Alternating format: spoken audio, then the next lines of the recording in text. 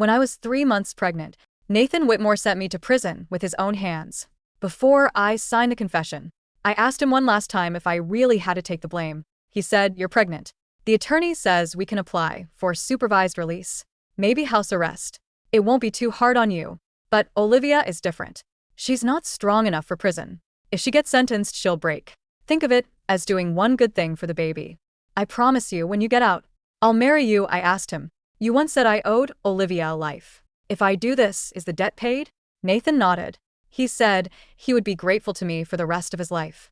So, I signed the confession before I reported to custody. I ended the pregnancy through legal medical care. Later, Nathan lost control. When he found out, he demanded to know how I could make that choice without him.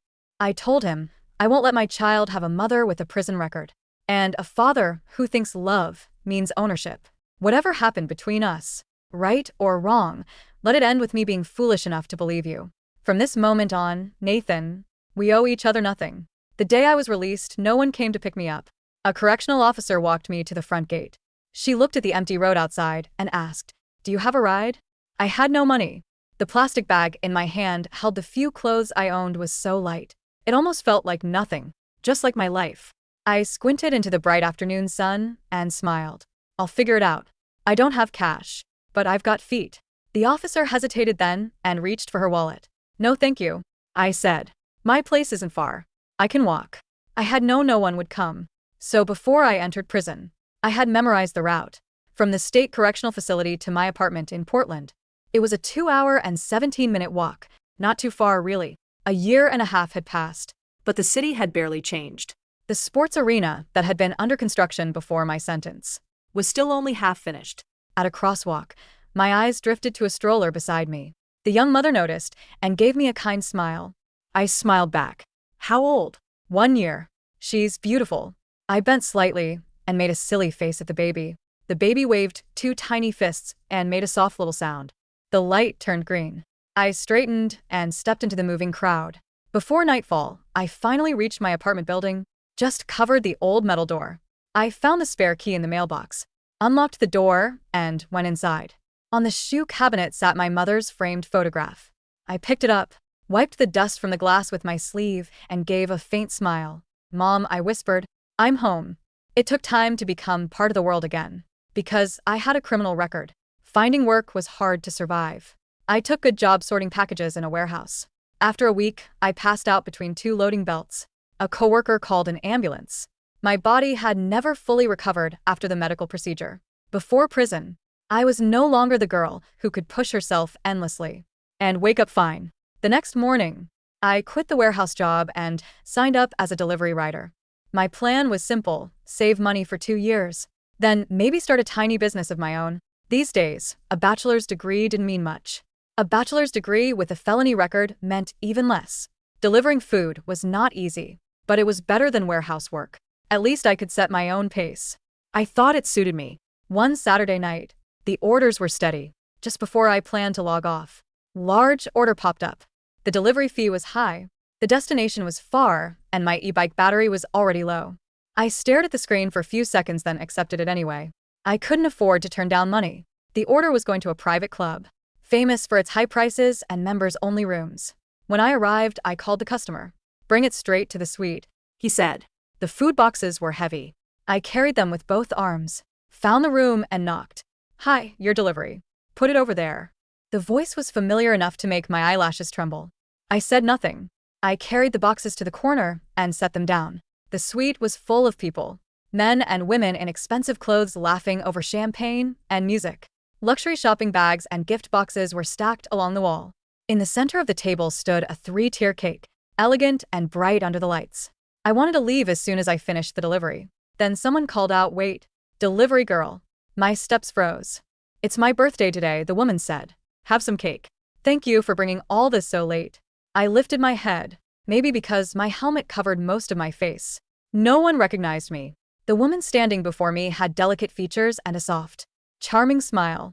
She handed me a slice of cake. Her name was Olivia Caldwell. She had once been my friend. A sharp pain grew quietly inside me, sinking all the way into my bones. For a moment, I almost couldn't speak. I accepted the cake. My voice came out rough. "Thank you." I turned to leave, but did not notice the figure behind me.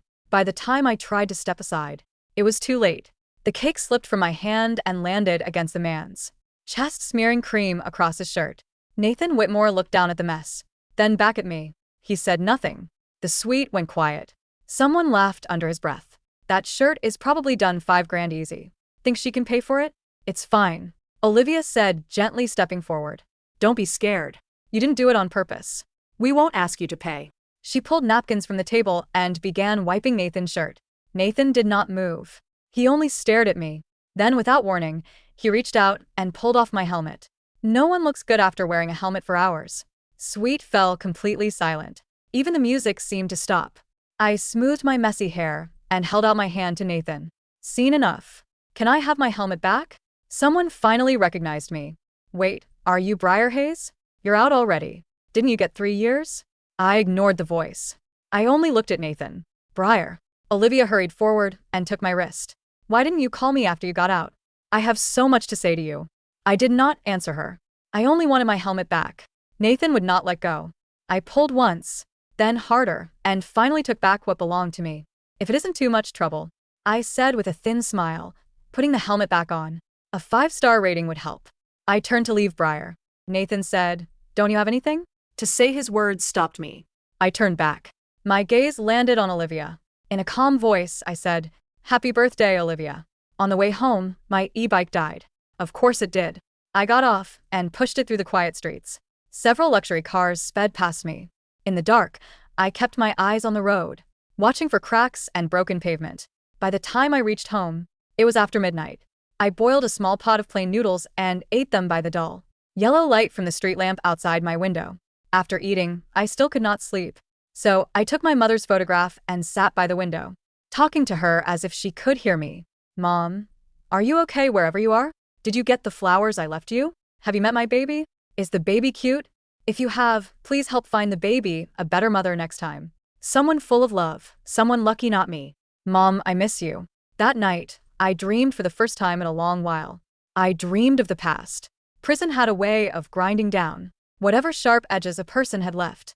The days were orderly: wake up, work, eat, sleep. At first, it was unbearable.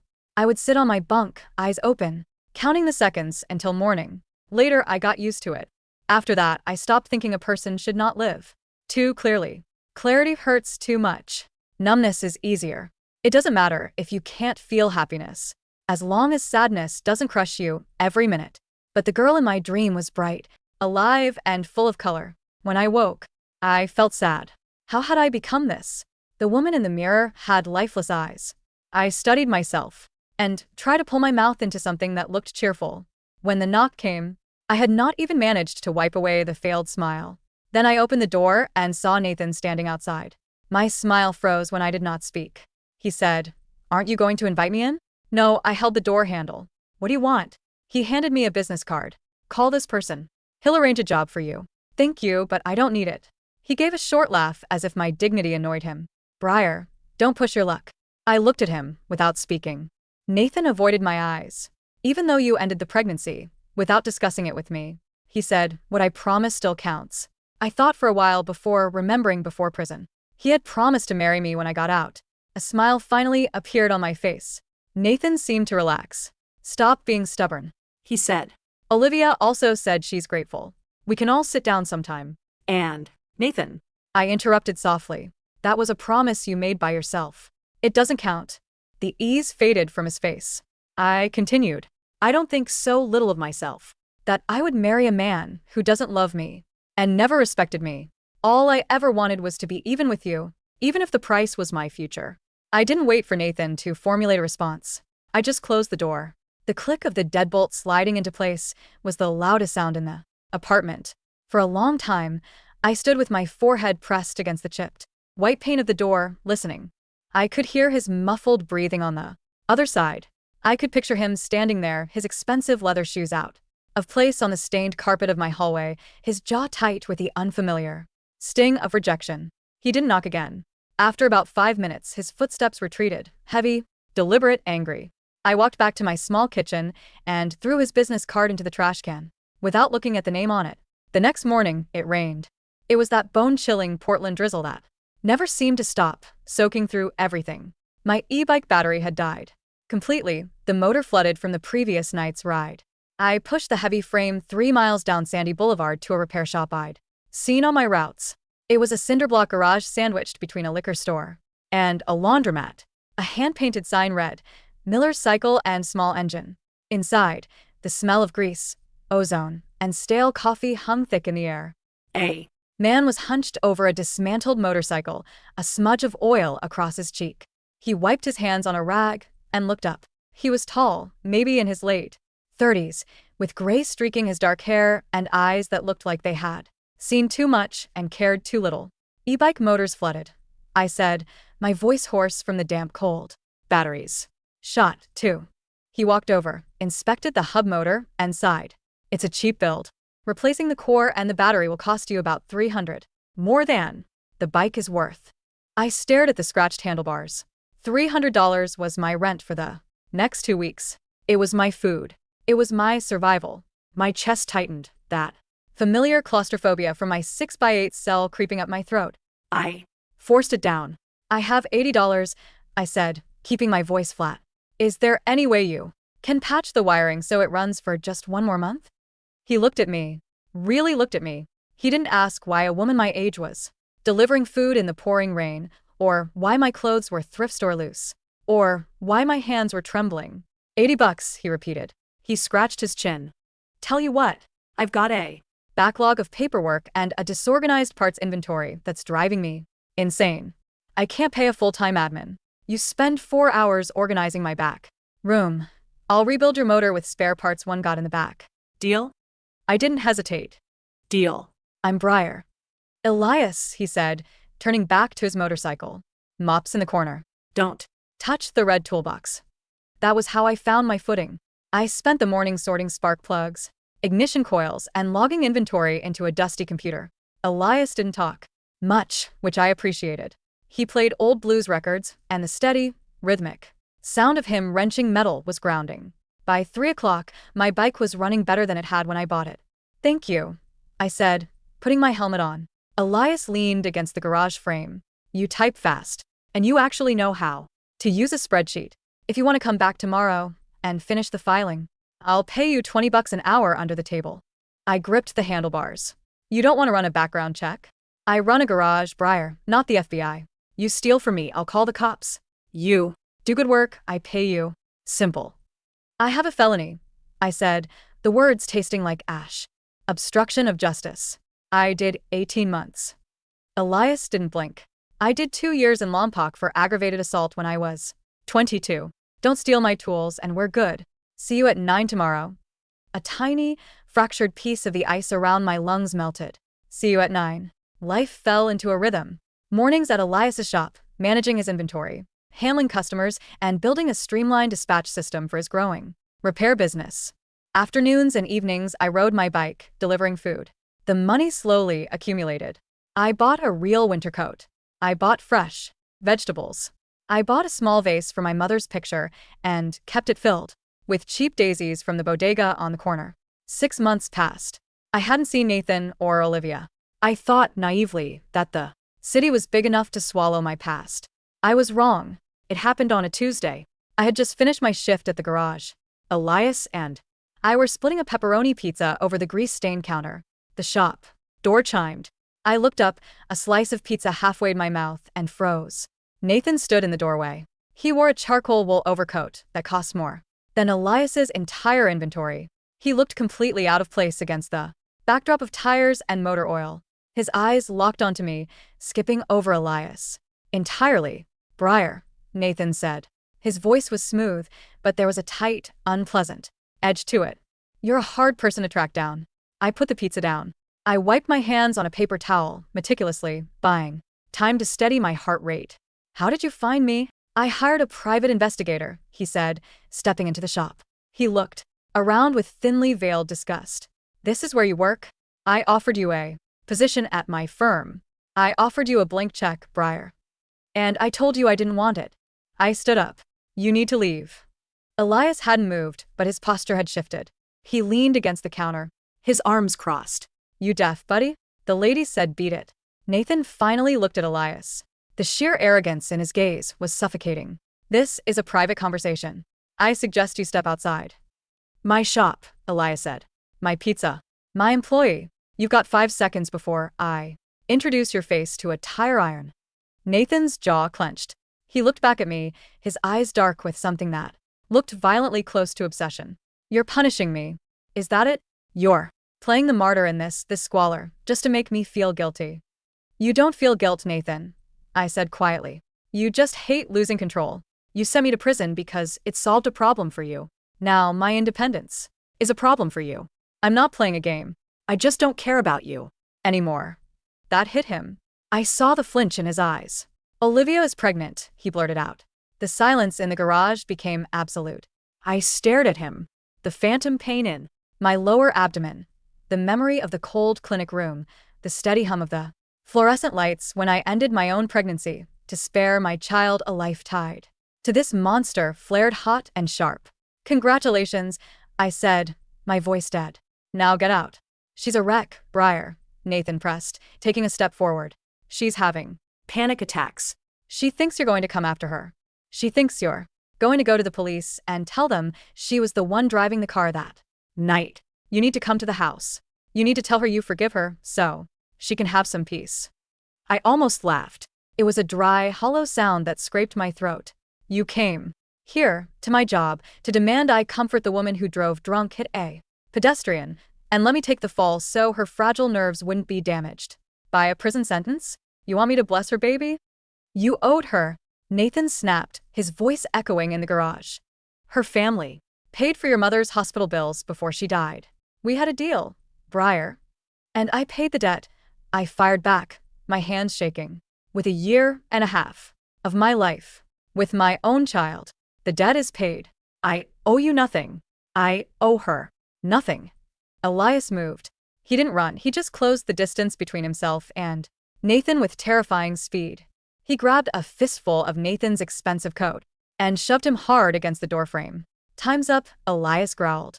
Next time you come near her, you leave in an ambulance. He shoved Nathan out into the rain and locked the deadbolt. Nathan stood on the sidewalk for a moment, the rain instantly ruining his hair and coat. He stared at me through the glass, his expression twisting into something ugly and vindictive, before turning and walking to a black town car, idling down the street. Elias walked back to the counter and picked up his cold pizza. He didn't ask. I took the fall for a DUI hit and run, I said to the floor. My friend, Olivia. Her family paid for my mother's cancer treatments when we had nothing. When Olivia hit a guy on a rainy night, Nathan convinced me I owed them. He said he'd marry me, take care of me forever if I took the rap. The guy lived, but his legs were crushed. And you believed him, Elias said. Not a question. A statement of fact. I was 24, terrified, and grieving my mother. I said, my voice finally cracking. I thought love meant sacrifice. Elias walked around the counter. He didn't touch me, he seemed to know better, but he stood close enough that I could feel the solid warmth of another human being. You're not that girl anymore, he said gruffly. Eat your pizza. We have a transmission to rebuild. Nathan's visit wasn't the end. It was the beginning of a siege. A week later, the food delivery app One Road for abruptly deactivated my account. When I called support, a robotic voice told me I had failed a routine secondary background check. 2 days after that, a city inspector showed up at Elias's garage, claiming they had received anonymous tips about hazardous waste disposal. They fined him $2,000 and threatened to shut down the shop. Nathan was tightening the noose. He wanted me starving. He wanted me desperate. He wanted me crawling back to him, proving that I couldn't survive without his money and his protection. I sat in the dark of Elias's garage that night, staring at the citation papers. Elias was wiping down a wrench, his face unreadable. I have to quit, I said quietly. If I leave, he'll leave you alone. He's trying to starve me out. Elias threw the wrench into the metal basin. The clatter was deafening. Bullshit. Elias, you can't afford a $2,000 fine. I've got the money, he snapped. He walked over and pulled up a stool opposite me. You think I'm going to let some trust fund prick in a cashmere coat tell me how to run my business? I survived federal prison and 5 years of parole. I eat guys like him for breakfast. He tapped a grease-stained finger on the table. You don't run. We pivot. The food app fired you? Fine. We start our own courier service. Portland is full of independent law firms, architects, and boutique bakeries that need same-day, secure delivery. I fix the bikes. You manage the logistics and ride. We undercut the corporate rates by 10%. We go legitimate. I stared at him, my heart hammering against my ribs. A business? A business, Elias confirmed. Owned 50-50. Miller and Hayes Logistics. Let him try to shut that down. And so we did. I spent the next month working 18-hour days. I cold-called local businesses. I walked into law firms in my only clean blazer and pitched them on a reliable, discreet courier service. When they hesitated, I offered them a 1-week free trial because I knew the city like the back of my hand and because Elias kept our small fleet of used e-bikes in pristine condition. We delivered faster and safer than anyone else. Slowly, painfully, the contracts started coming in. I was exhausted, but for the first time in my life, the exhaustion belonged to me. I wasn't carrying someone else's burden. I was building my own house, brick by brick. But the ghost of my past refused to stay buried. It was late November when Olivia finally showed up. I was loading a lockbox onto the back of my bike outside a downtown law office when a white Mercedes SUV pulled to the curb. The window rolled down and Olivia looked out. She looked pale. The soft, charming glow she'd possessed at her birthday party was gone, replaced by a brittle, nervous energy. Her baby bump was just beginning to show beneath her designer coat. "Briar," she said. I locked the cargo box and didn't look at her. "Move your car, Olivia. You're in a loading zone. Please. Just 5 minutes." She stepped out of the SUV. She looked around the busy street, as if terrified someone would recognize her. "I have something for you." She reached into her purse and pulled out an envelope. She held it out to me. "It's a cashier's check. $50,000. It's yours. Just please take it and leave Portland." I finally stopped and looked at her. Really looked at her. I saw the dark circles under her eyes, the way her manicured hands trembled. "Nathan is losing his mind," Olivia whispered, tears welling in her eyes. "He doesn't sleep. He drinks. He tracks your movements. He talks about you like you're some wild animal he needs to tame. He barely looks at me anymore. He doesn't care about the baby. He only cares about breaking you. And your solution," I said, my voice deadpan, "is to pay me to disappear, instead of leaving the man who doesn't love you." "I love him," she cried, her voice cracking. "And we're having a family. You're ruining everything." The sheer audacity of her words hung in the cold air. I stepped closer to her. Olivia flinched, stepping back against her car. "Listen to me very carefully," I said, keeping my voice barely above a whisper. "I spent 18 months in a cell, terrified out of my mind, eating garbage, and sleeping on a metal slab because you couldn't handle the consequences of your own actions. I let them scrape my baby out of my body, so I wouldn't birth it in shackles. And you stand here and tell me I'm ruining your life?" A tear spilled down Olivia's cheek. "I'm sorry. I'm so sorry. I didn't know he was going to make you. I didn't know about the baby until later." "You knew I was in prison for your crime," I said coldly. "That should have been enough." I didn't take the envelope. I just looked at it. "Keep your money, Olivia. You're going to need it." "What does that mean?" she gasped. "It means Nathan doesn't love you," I said softly. "He loves owning things. Right now, he's obsessed with the one thing he can't buy me. Once he realizes he can never have me, he'll turn that obsession back on you. And you will be trapped in a prison infinitely worse than the one I was in." I strapped on my helmet. "I don't want Nathan. I don't want your money. If you ever approach me again, I will go to the police, I will retract my confession, and I will demand a retrial. And I promise you, I will not protect you twice." I started the bike and rode away, leaving her weeping beside her Mercedes. Winter broke, giving way to a muddy, hopeful spring. Miller and Hayes Logistics had grown. We hired 3 more riders, kids who had rough backgrounds, guys who needed a second chance just like I had. Elias and I had moved operations out of the garage and into a small storefront. Things were good, quiet, until the civil suit. I received the subpoena on a Tuesday morning. It was a summons to appear in a deposition for a civil lawsuit. Arthur Vance versus Olivia Caldwell and Nathan Whitmore. Arthur Vance was the man Olivia had hit with her car. I took the papers to Elias. He read them over, his jaw tight. "Looks like Vance's family hired a bulldog lawyer," Elias said, tapping the Paper. They aren't buying the story that you were driving. They've named Olivia and Nathan in a wrongful injury civil suit, claiming a conspiracy to commit fraud and obstruction of justice. How? I breathed. There were no cameras. There are always cameras, Briar, Elias said quietly. A private dashcam, Ring doorbell across the street. Someone found something. And they need you to testify to seal the coffin. Fear, cold and familiar, washed over me, going back into a courtroom, facing lawyers. The threat of perjury charges for my original confession. If I testify that I lied, I could be charged with perjury, I said, my hands beginning to shake. They could send me back. Elias grabbed my hands. His grip was rough, calloused, but incredibly warm. You were coerced. You were under extreme emotional duress, financially dependent, and promised marriage by a man in a position of power. A good lawyer will tear that original confession to shreds. I don't have a good lawyer. You do now, a voice said from the doorway. I turned. A woman in a sharp gray suit stood there. She held a briefcase and looked at me with assessing, intelligent eyes. My name is Sarah Lynn, she said, offering her hand. I represent Arthur Vance. We've uncovered surveillance footage from an ATM a block away from the crash site. It shows Olivia Caldwell behind the wheel of the vehicle 3 minutes before the impact and Nathan Whitmore in the passenger seat. It shows you arriving on foot 20 minutes later. The air left my lungs. The truth, the actual, undeniable truth, finally caught on tape. We want to destroy them in civil court, Sarah Lynn said flatly. And we are working with the district attorney to grant you full immunity for your past perjury if you testify as a hostile witness against Nathan and Olivia.